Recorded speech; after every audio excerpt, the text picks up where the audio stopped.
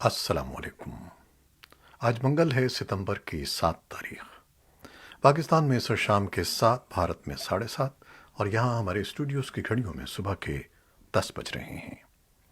Voice of America Washington کی Urdu service سے میں ہوں خالد حمید، خبروں کے ایک بلٹن کے ساتھ۔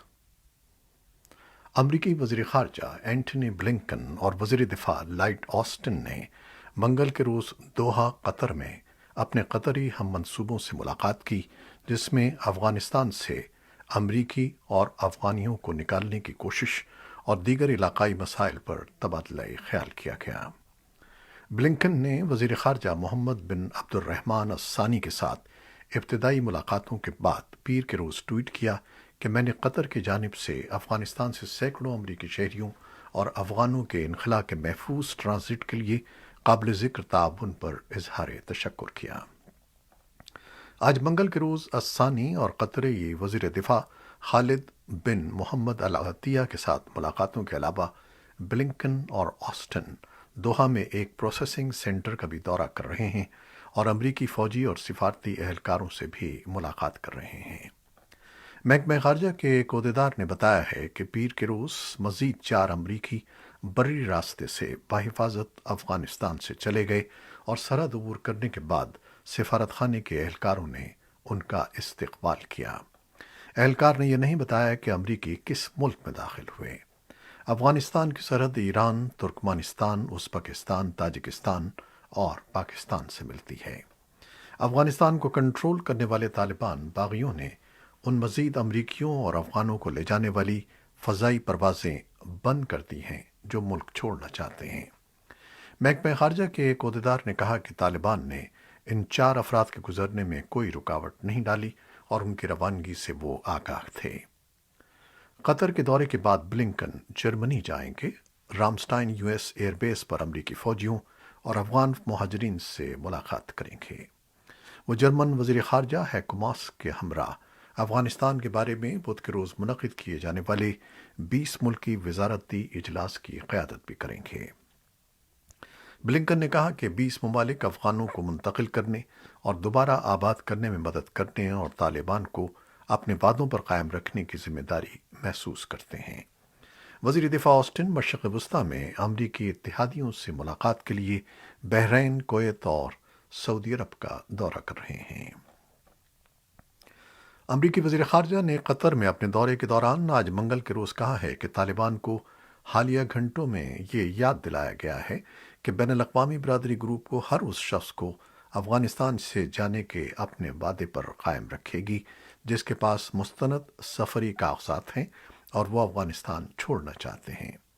بلنکن نے کہا کہ افغانستان میں خیال ہے کہ ابھی تک دوہری قومیت رکھنے والوں سمیت لگ بھگ 100 امریکی شہری موجود ہیں اور یہ کہ امریکی محکمہ خارجہ ان سے براہ راست رابطے میں ہے اور ان میں سے ہر ایک کے ساتھ ایک کیس مینیجر متعین ہے تاکہ یہ یقینی بنایا جائے کہ جو کوئی وہاں سے رخصت ہونا چاہے وہ ایسا کر سکے۔ افغانستان کے صوبے پنجشیر کو فتح کرنے کے طالبان کے دعوے کے باوجود مزاحمتی محاذ کے سربراہ احمد مسعود مزاحمت جاری رکھنے کے لیے پرعزم ہیں۔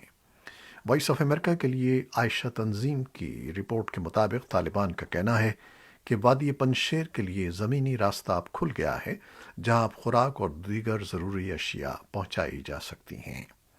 البتہ بجلی، موبائل فون اور انٹرنیٹ سروسز جلد بحال ہو جائیں گی۔ طالبان کی جانب سے یہ اعلان وادی پنجشیر کا کنٹرول حاصل کرنے کے دعوے کے بعد کیا گیا تھا، لیکن طالبان مخالف مزاحمتی محاذ کے سربراہ احمد مسعود نے اپنے فیس بک پیج پر ایک آڈیو پیغام میں کہا ہے کہ ان کی فورسز اب بھی پنجشیر میں موجود ہیں جو طالبان سے لڑائی جاری رکھیں گی۔ ادھر ترجمان طالبان ذبیح اللہ مجاہد نے پیر کو کابل میں ایک پریس کانفرنس میں کہا تھا کہ اللہ کا شکر ہے کہ پنجشیر پر قبضے اور فتح کی ہماری لڑائی میں کسی شہری کی ہلاکت نہیں ہوئی ہے۔ طالبان نے صوبائی دارالحکومت اور وادی میں گورنر کے کمپاؤنڈ کا کنٹرول حاصل کرتے ہوئے اپنے جنگجوؤں کی ویڈیوز شیئر کی تھیں۔ سینکڑوں افغان مردوں اور عورتوں نے منگل کے روز کابل میں پاکستان کے سفارت خانے کے سامنے احتجاجی مظاہرہ کیا اور پاکستان مخالف نعرے لگائے۔ پاکستان کے خلاف یہ پہلا احتجاج طالبان کی جانب سے پیر کے روز پنجشیر وادی کا کنٹرول حاصل کرنے کے دعوے کے بعد کیا گیا۔ یہ احتجاج اس وقت شروع ہوا جب طالبان مخالف لیڈر احمد مسعود نے لوگوں پر زور دیا کہ وہ ملک بھر میں طالبان کے خلاف کھڑے ہو جائیں۔ پچھلے دنوں متعدد خواتین نے کابل، ہرات اور مزار شریف میں احتجاج کیے۔ ایمنسٹی انٹرنیشنل کو طالبان کی جانب سے کابل میں پرامن مظاہرین اور صحافیوں کے خلاف تشدد کے استعمال کی رپورٹوں پر گہری تشویش ہے۔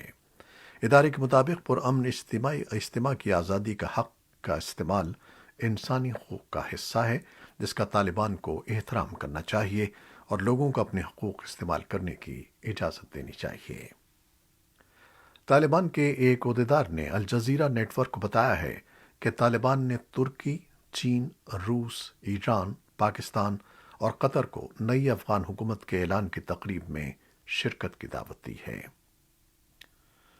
طالبان نے پیر کو کہا کہ انہوں نے پاکستان کے ساتھ دو طرفہ سیکیورٹی تعاون اور سرحدی انتظام کار پر تبادلہ خیال کیا ہے تاکہ پاکستان میں مبینہ دہشت گردوں کی نقل و حرکت کو روکا جا سکے۔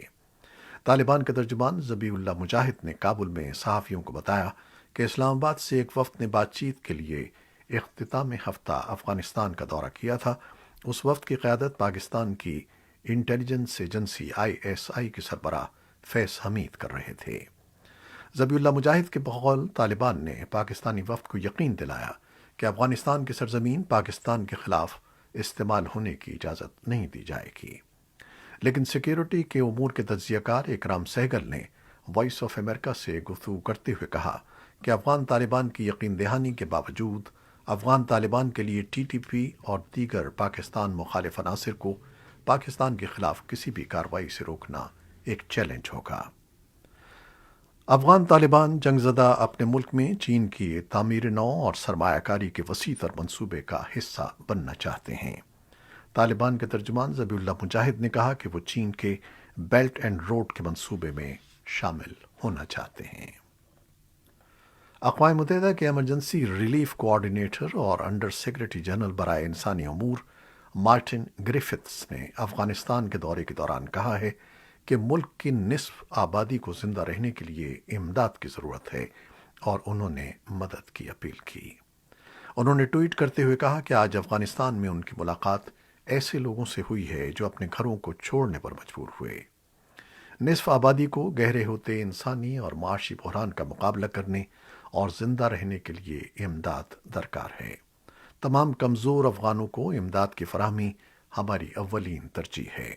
انہوں نے اتوار کو کابل میں ملا عبدالغنی برادر سے بھی ملاقات کی۔ 11 ستمبر 2001 کے امریکہ پر حملوں کے مبینہ بڑے منصوبہ ساز خالد شیخ محمد اور 4 دوسروں کے خلاف مقدمے کی کارروائی منگل کو دوبارہ شروع ہو رہی ہے۔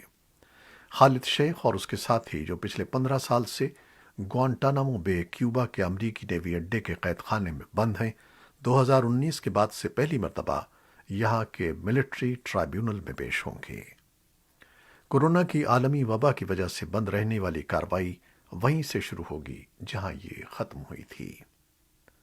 سخت گیر کشمیری رہنما مسرت عالم بٹ کو استصواب رائے کا مطالبہ کرنے والی جماعتوں کے اتحاد حریت کانفرنس کے اس دھڑے کا چیئرمین مقرر کر دیا گیا ہے جس کی قیادت کوئی 14 ماہ پہلے تک سرکردہ علیحدگی پسند رہنما سید علی شاہ گیلانی کر رہے تھے۔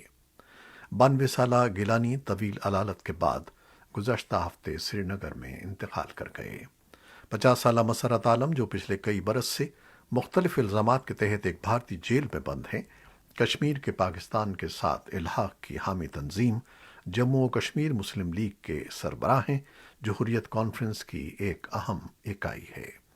منگل کو حریت کانفرنس کی طرف سے ذرائع ابلاغ کو ای میل کے ذریعے موصول ہونے والے ایک بیان میں کہا گیا ہے کہ سری نگر میں اتحاد کے قائدین کے ایک اجلاس میں مسرت عالم کو اتفاق رائے سے اس کا چیئرمین اور شبیر احمد شاہ اور ایک علیحدگی پسند لیڈر غلام احمد گلزار کو وائس چیئرمین مقرر کیا گیا ہے، جبکہ مولوی بشیر احمد عرفانی بدستور سیکرٹری جنرل ہوں گے۔ بیان میں کہا گیا ہے کہ یہ ایک عبوری انتظام ہے اور آنے والے وقت میں حالات ٹھیک ہونے کے بعد باضابطہ طور پر حریت کانفرنس کے آئین کے مطابق الیکشن کے ذریعے ذمہ داروں کا انتخاب کیا جائے گا۔ بھارت کے زیر انتظام کشمیر کے حکام کا کہنا ہے کہ انہیں سری نگر میں حریت کانفرنس کے کسی اجلاس کے انعقاد کا کوئی علم نہیں ہے، اور وہ یہ پتہ لگانے کی کوشش کر رہے ہیں کہ ذرائع ابلاغ کو موصول ہونے والا بیان کس نے اور کہاں سے جاری کیا ہے۔ پاکستان کو رواں مالی سال کے پہلے 2 ماہ کے دوران تاریخی تجارتی خسارے کا سامنا کرنا پڑا ہے۔ ادارہ شماریات کی جانب سے جاری کردہ اعداد و شمار کے مطابق ملک میں $4.5 ارب کے لگ بھگ برآمدات کے مقابلے میں $11 ارب کی درآمدات ہوئیں۔ اس طرح تجارتی خسارہ $7 ارب سے بھی زیادہ ریکارڈ کیا گیا۔ ماہرین کا کہنا ہے کہ ایک جانب ملک میں گاڑیوں، کھانے پینے کی اشیاء اور موبائل فونز بیرون ملک سے منگوانے پر زیادہ خرچ کیا گیا، تو دوسری جانب تیل کی قیمتوں میں اضافے کے ساتھ بیرون ملک سے منگوائی گئی مشینری کی ادائیگیاں بھی کی گئیں، جس کی وجہ سے ملکی درآمدات تاریخی طور پر زیادہ ریکارڈ کی گئیں۔ ادھر وزیر اعظم کے مشیر برائے تجارت عبدالرزاق داؤد نے برآمد کنندگان پر زور دیا ہے کہ وہ برآمدات کا ہدف حاصل کرنے کے لیے اپنی کوششوں کو دگنا کر دیں۔ ایمنسٹی انٹرنیشنل نے کہا ہے کہ شام کی سیکیورٹی فورسز نے اپنے ملک لوٹنے والے شامی شہریوں کو قید، جبری گمشدگی اور اذیت کا نشانہ بنایا ہے۔ ایسوسی ایٹڈ پریس کے مطابق ایک نئی رپورٹ میں ادارے نے سن 2017 کے وسط اور سن 2021 کے موسم بہار کے دوران ملک واپس آنے والے 13 بچوں سمیت کچھ شامی شہریوں کے خلاف شامی انٹیلیجنس افسروں کی جانب سے ارتکاب کی گئی خلاف ورزیوں کو قلم بند کیا۔ ان میں سے 5 کیسز ایسے تھے جن میں شام لوٹنے کے بعد زیر حراست افراد انتقال کر گئے، جبکہ جبری طور پر گمشدہ 17 افراد کا ابھی تک کچھ پتہ نہیں چل سکا ہے۔ اسرائیلی سیکیورٹی فورسز نے ان 6 فلسطینی قیدیوں کی شدت سے تلاش شروع کر دی ہے جو پیر کے روز ملک کے جنوب میں سخت سیکیورٹی والی ایک اسرائیلی جیل توڑ کر فرار ہو گئے۔ خبر رساں ادارے رائٹرز کے مطابق اسرائیلی سیکیورٹی فورسز کو دیہاتیوں نے اطلاع دی تھی کہ انہوں نے الصبح اپنے کھیتوں میں مشتبہ لوگوں کو دیکھا ہے۔ پولیس نے گولبوا نامی جیل کے حکام کو چوکس کر دیا، جنہیں بعد میں ان 6 قیدیوں کے لاپتہ ہونے کا علم ہوا۔ ایسوسی ایٹڈ پریس کے مطابق فلسطینی اتھارٹی نے فوری طور پر قیدیوں کے فرار پر کوئی تبصرہ نہیں کیا ہے۔ نیٹو کے سیکرٹری جنرل یانس اسٹالٹنبرگ نے چین پر زور دیا ہے کہ وہ نیوکلیئر ہتھیاروں کے پھیلاؤ پر کنٹرول کی بین الاقوامی کوششوں کا حصہ بن جائے۔ یہ اپیل ایسے وقت میں کی گئی ہے جب اطلاعات کے مطابق چین اپنے جوہری ذخیرے میں اضافہ کر رہا ہے۔ نیٹو کی جانب سے منعقدہ ہتھیاروں پر کنٹرول سے متعلق سالانہ اجلاس سے خطاب کے دوران جوہری ہتھیاروں کی تخفیف کے حوالے سے ترجیحات بیان کرتے ہوئے سیکرٹری جنرل نے کہا کہ میزائل کی تشکیل محدود کرنے سے متعلق آئندہ مذاکرات میں صرف روس ہی نہیں بلکہ دیگر ملکوں کو بھی شریک ہونا چاہیے۔ اور اب کرونا وائرس سے متعلق کچھ خبریں۔ عالمی ادارے صحت نے کہا ہے کہ دنیا بھر میں اب تک کرونا ویکسین کی 5 ارب خوراکیں لگائی جا چکی ہیں، لیکن ان میں 85% خوراکیں صرف 10 ممالک میں لگائی گئیں، جبکہ پورے بر اعظم افریقہ میں یہ تناسب سب سے کم 2% رہا۔ روم میں عالمی ادارہ صحت کے ڈائریکٹر جنرل گیبریس نے G20 گروپ میں شامل امیر صنعتی ممالک کے وزرائے صحت سے خطاب کے دوران ویکسین کی دستیابی میں عدم مساوات کے اعداد و شمار بیان کرتے ہوئے کہا کہ وہ عالمی وبا پر قابو پانے کے لیے اپنا بھرپور کردار ادا کریں۔ افغان وزارت صحت کی جانب سے کرونا وائرس کیسز کی پیر کے روز جاری کی گئی رپورٹ کے مطابق افغانستان میں اس ہفتے کرونا وائرس کیسز میں نمایاں کمی ہوئی ہے۔ وزارت نے گزشتہ 24 گھنٹوں کے دوران 92 نئے کیسز رپورٹ کیے ہیں، جس سے ملک میں کرونا وائرس کے کیسز کی مجموعی تعداد 1,53,626 ہو گئی ہے۔ ویتنام کے سرکاری میڈیا کے مطابق ملک کے جنوبی صوبے کاماؤ کی پیپلز کورٹ نے ایک شخص کو کووڈ-19 قرنطینہ کے سخت ضابطے توڑنے اور خطرناک وائرس دوسروں تک پھیلانے پر پیر کے روز 5 سال جیل کی سزا سنائی۔ ویتنام کے خبر رساں ادارے VNA کے مطابق 28 سالہ لاوان تری ہوچی من شہر سے 21 دن قرنطینہ کے ضابطے توڑتے ہوئے کاماؤ واپس آیا تھا، اور اس نے 8 لوگوں کو بیمار کر دیا، جن میں سے ایک شخص 1 ماہ تک علاج کے بعد جان سے ہاتھ دھو بیٹھا۔ رائٹر کے مطابق ویتنام بڑے پیمانے پر ٹیسٹنگ، رابطوں کی ٹریسنگ، سرحد پر سخت پابندیوں اور سخت قرنطینہ کی وجہ سے کورونا وائرس کی روک تھام میں سب سے کامیاب ملکوں میں شامل رہا ہے، لیکن اپریل کے آخر سے نئی انفیکشنز کی وجہ سے یہ ریکارڈ خراب ہو گیا ہے۔ یہ تھیں وہ خبریں جو فیس بک لائیو پر ہم نے آپ کے لیے پیش کی۔ ہماری ویب سائٹ اور یوٹیوب پر یہ بلیٹن پوسٹ کر دیا جاتا ہے، جس سے آپ بعد میں بھی دیکھ سکتے ہیں۔ ہمارے اس بلیٹن کو شیئر کرنا نہ بھولیے گا۔ خالد حمید اب اجازت چاہتا ہے۔ اللہ حافظ۔